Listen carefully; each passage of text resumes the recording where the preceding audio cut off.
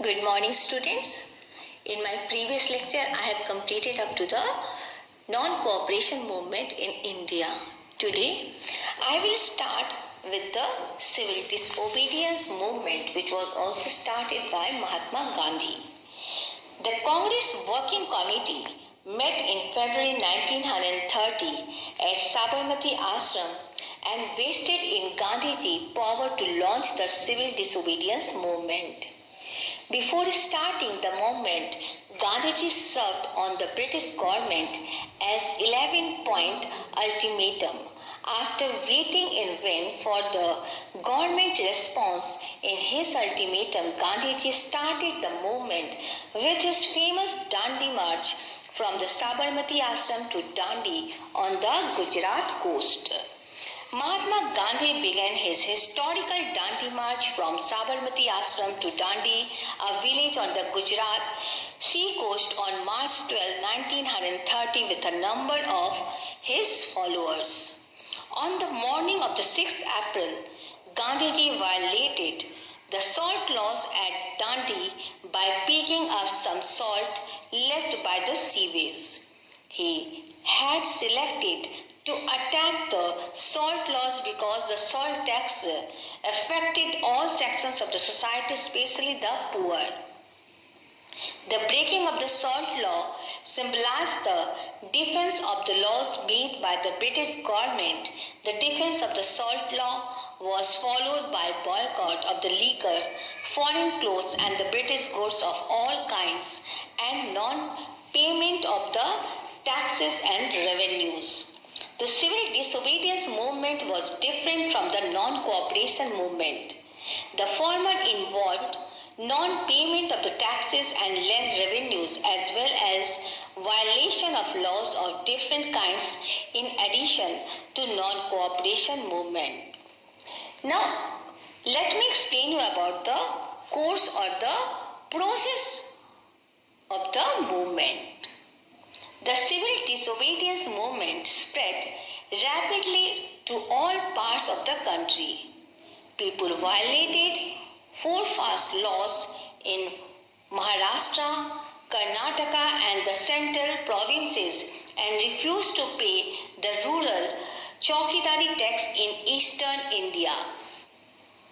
Everywhere in the country, people joined hurdles and demonstrations and the campaign to boycott foreign goods and refuse to pay taxes. In northwestern corner of India, under the leadership of Khan Abdul Ghaffar Khan, popularly known as the Frontier Gandhi, the Pathans organized the society of Khudai Khidmatgar the meaning is the servant of the god, known popularly as the Red Shirts. In Nagaland, Rani Gadolui at the age of 13 responded to Gandhiji's call and raised the banner of revolt against the British rule. Parallel governments were set up in several places in the country. The textile and the railway workers of Mumbai went on strike. So, in that way, the Indians have protested against the Britishers. Now, the next it was the repressive measures also the Britishers they have taken so that they can stop this movement. The government used all kinds of repressive measures to break the nationalist movement. According to official figures, more than 60,000 persons were put behind prison bars. The satyagrahis were brutally arrested and they were punished. They got lathi blows on head, chest, stomach and joints. Mrs. Slack, an English lady, told that she saw the satyagrahis being attacked by mounted police, being beaten even after they had become unconscious and the wounded persons being thrown into salt water. So such a way they have repressed, they want to repress that or they want to stop this movement.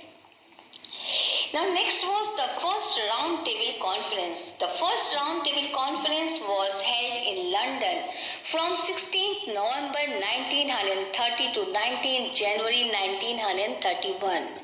The Congress boycotted the conference. Other parties were represented by several eminent leaders like Sabru Jinnah and Aga Khan. The British government was unwilling to grant dominion status. Moreover, a conference without the Congress looked like an empty show. It was therefore decided to call a second round table conference. And that was the Gandhi-Irwin Pact, and the suspension of the movement was also there because of that pact. Now let me explain you about the Gandhi-Irwin Pact.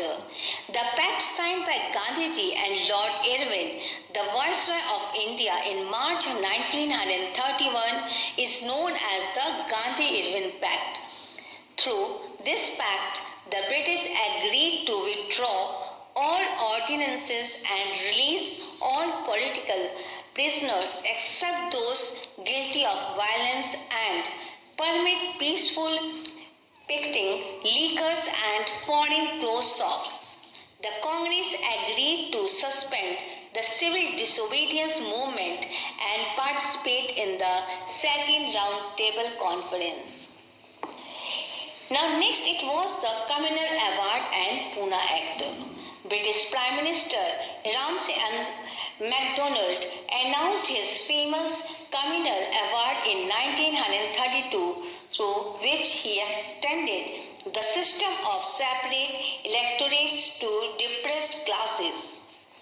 Gandhiji opposed the Communal Award, and a compromise was reached by the Pune Pact.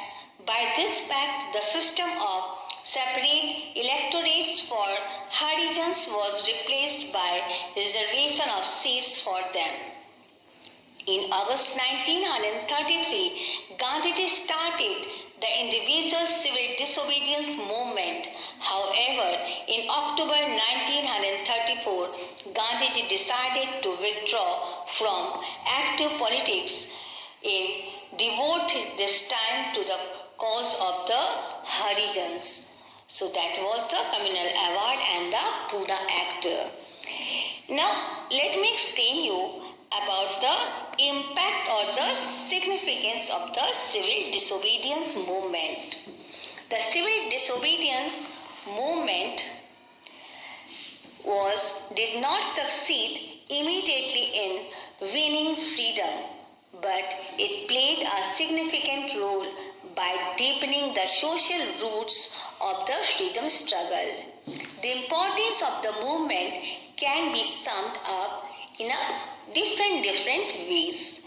These were: the civil disobedience movement caused a tide of patriotic fervor in the country that did not leave the British government in peace. It widened the base of the freedom struggle with the joining of a large number of social groups like merchants and the shopkeepers, peasants, tribals and the workers in the different parts of the country.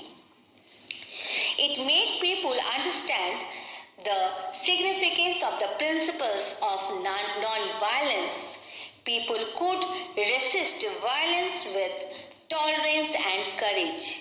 The movement popularized new methods of propaganda like Prabhat Feris, in which hundreds of men and women went around singing patriotic songs in the early morning. Handwritten patrikas or the news sheets were issued in large numbers. Even children were organized into Vanar Sena, and girls had their own separate Manjari Sena or the Cat Army. The movement under the leadership of Birla and the Harijan Sevak Sangh changed the social conditions. The repressed classes were given entry into temples and access to wells which was earlier denied to them. It brought women out of their homes to participate in the politics and to make them equal partners in the freedom struggle. So in short we can say, in this civil disobedience movement, all the people, either they belongs to any caste, any creed, either they men, women, even the children, all have participated unitedly, and with the help of that only they want to get freedom from the Britishers. So all these were there in this chapter. Now you read this chapter thoroughly. Listen, wherever you have the queries, you can ask in your live class. Thank you.